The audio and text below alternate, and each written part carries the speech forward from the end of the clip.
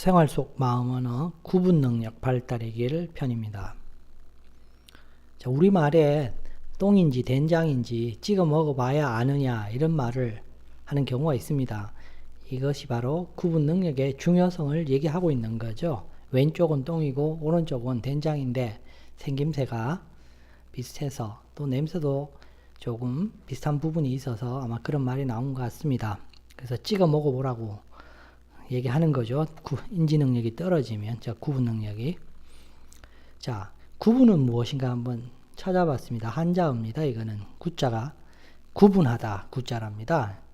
구분을 이해하려고 한자어를 찾아봤는데 구자를 구분하다라고 하면 참 난감한 거죠. 나누다. 이제 이게 조금 더 정확한 것 같아요. 구차스럽다. 이건 아닌 것 같습니다. 그죠? 이거는 아닌 것 같고. 구역. 요거는 일부 해당하는 것 같아요. 구역의 구자도. 지경.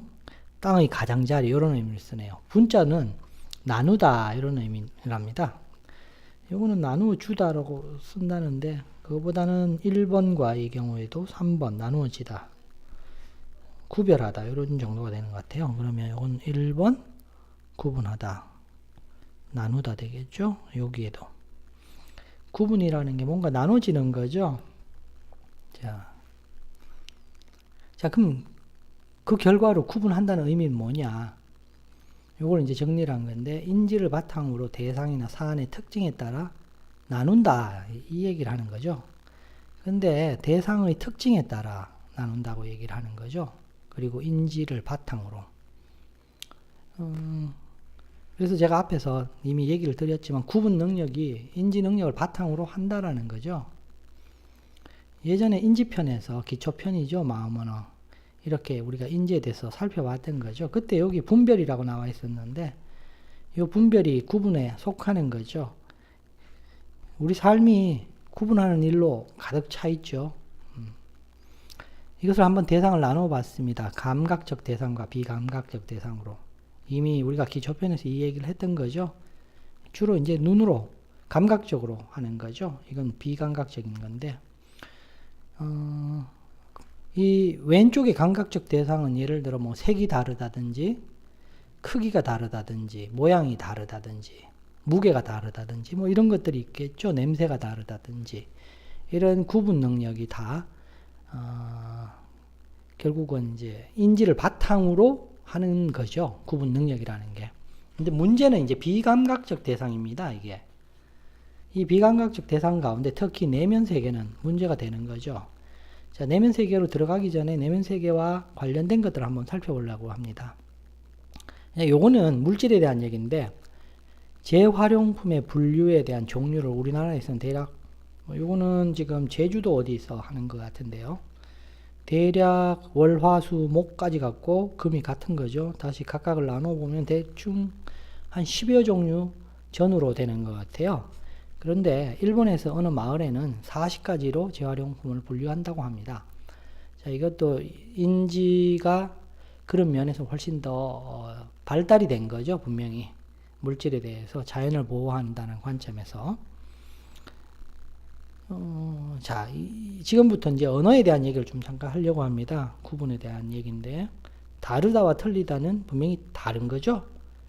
다르다를 틀리다라고 하면은 기분 나쁘죠. 누군가가 나에게 다르게 보고 있는 관점을 틀린 관점이라고 하면. 근데 거꾸로 틀린 걸 다르다고 여기면 어떻게 될까요? 인생에 심각한 문제가 오죠. 틀린 것을 선택하겠죠. 다르다에 군해 놓고 그냥 견해가 다를 수 있다라고 보는데 실은 잘못된 것이라는 거죠. 잘못된 것을 잘못됐다고 보지 못하고 다르다고 본다는 것은 인지가 발달되지 못한 상태죠. 그 대표적인 게 가짜 뉴스죠. 가짜 뉴스가 잘못된지 모르고 그냥 믿죠. 그분들은. 네. 자, 이번에 아주 심각한 부분입니다. 가르치다와 가리키다 하는 분은 아시겠지만 이 가리키다는 손가락으로 뭔가를 대상을 향하는 거죠. 그리고 가르치다는 영어의 teach죠. 자, 이게 왜 이렇게 헷갈릴까요? 아마 그거는 우리가 성장 과정에 선생님이 가리키면서 가르치셨죠. 그래서 아마 이것이 두 개가 뒤섞여 있었던 것 같아요. 그래서 가르치다와 가리키다를 구분하지 못하시면 언어 능력이 떨어진다라고 생각하셔야 됩니다. 거기에다가 이 두 가지가 합성어의 형태로 만들어졌죠. 가르치다. 이거는 잘못된 겁니다. 이런 말은 우리 표준어에 없습니다. 그러니까 이것을 구분할 수 있도록 언어가 우리말이 발달해 왔는데 이것을 구분해서 쓰는 게 필요한 거죠. 물론 문맥상으로 쓰는 경우도 있는데 가급적이면 이것을 분리해서 사용해야겠죠. 자, 이번에는 분노 조절 능력에서 얘기를 했는데 화가 나는 것과 화를 내는 건 다르죠. 화가 나는 것은 마음의 상태죠. 감정. 화를 내는 건 어떻습니까? 주먹질을 하거나 욕을 하는 거죠. 예, 이거는 다른 거죠. 화가 나는 것과 화를 내는 것은 구분할 수 있어야 됩니다. 이것을 구분 못하면 감정 조절 능력을 발달시킬 수가 없는 거죠.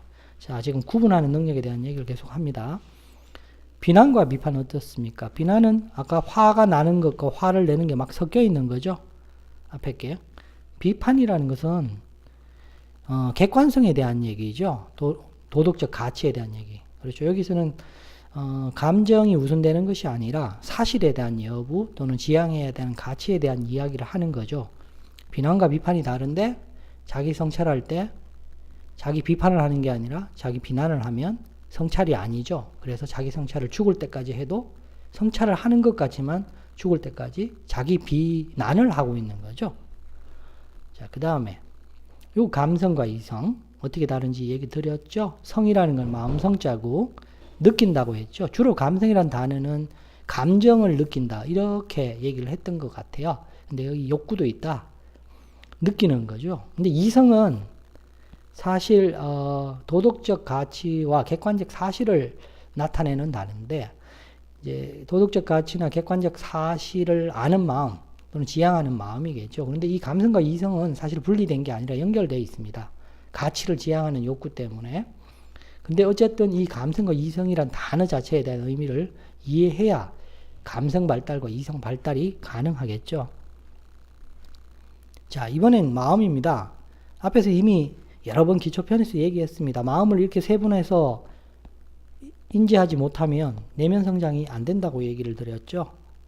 이것을 구분할 수 있어야 그 다음 단계로 넘어갈 수 있겠죠. 욕구만 해도 다양한 욕구가 있죠. 감정도 그렇고 생각은 더더욱 복잡하죠. 그리고 마음의 가치인지 작용이 무엇인지도 알아야 되고요. 이것들을 구분한다는 것은 결국은 인지 능력이 발달한다는 거고 내면이 성장한다는 얘기겠죠. 자, 이번에는 실생활에서 벌어지는 사례들입니다. 한번 볼게요. 하고 싶은 것과 하고 싶지 않은 것, 할 수 있는 것과 할 수 없는 것, 그 다음에 해야 하는 것과 해서는 안 되는 것, 하고 있는 것과 하고 있지 않는 것. 자, 이렇게 나누는데 이걸 분류를 보면 위아래 욕구죠.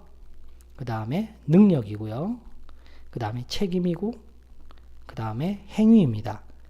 자, 자신이 지금 무언가를 하고 있거나 또는 과거에 뭘 했을 때 그 어떤 행위 속에 담겨 있는 연결된 것들을 이렇게 세분화해서 볼 수 있느냐를 얘기를 하는 거죠.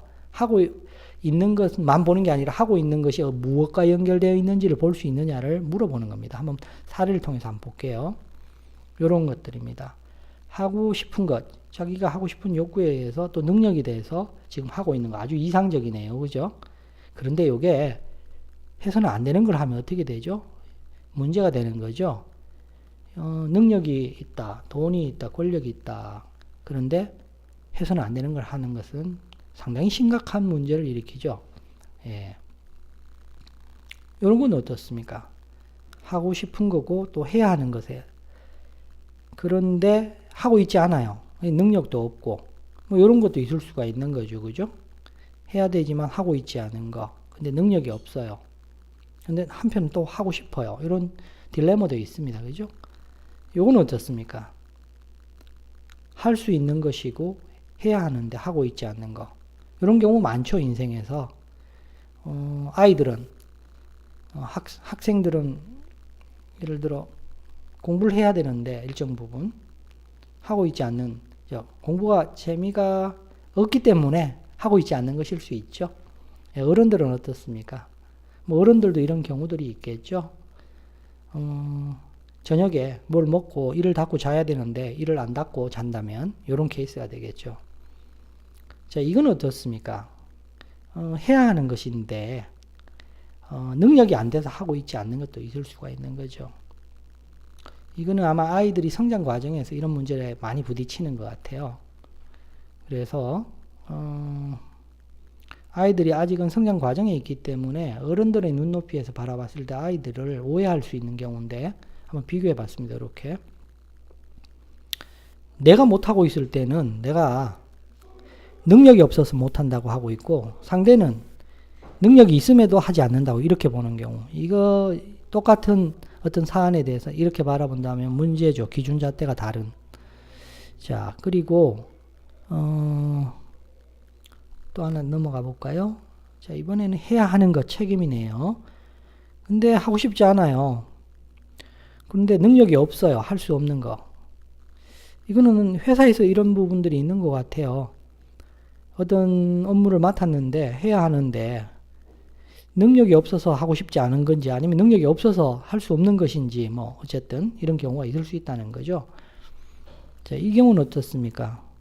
하고 싶은 건데 하고 있는데 해서 안 되는 거. 이 경우 심각한 거죠. 앞에서 이미 비슷한 부분을 얘기했는데 결국은 자신에 대해서 객관적으로 관찰을 해야 되는 이유 중에 하나가 바로 이런 경우입니다. 도대체 지금 어떤 사안이나 어떤 행동에 대해서 깊이 들여다봐야 될 것이 이런 문제들을 구분해서 바라보지 않으면 심각한 문제를 낳는다는 거죠.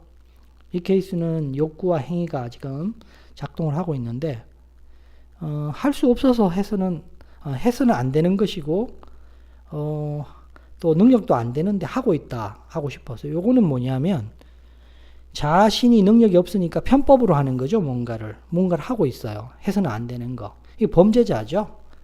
예를 들어 돈을 벌기 위해서 더 잘 살기 위해서 해서는 안 된 거를 능력은 안 되니까 소위 말하는 법의 사각지대를 누비고 있는 거죠.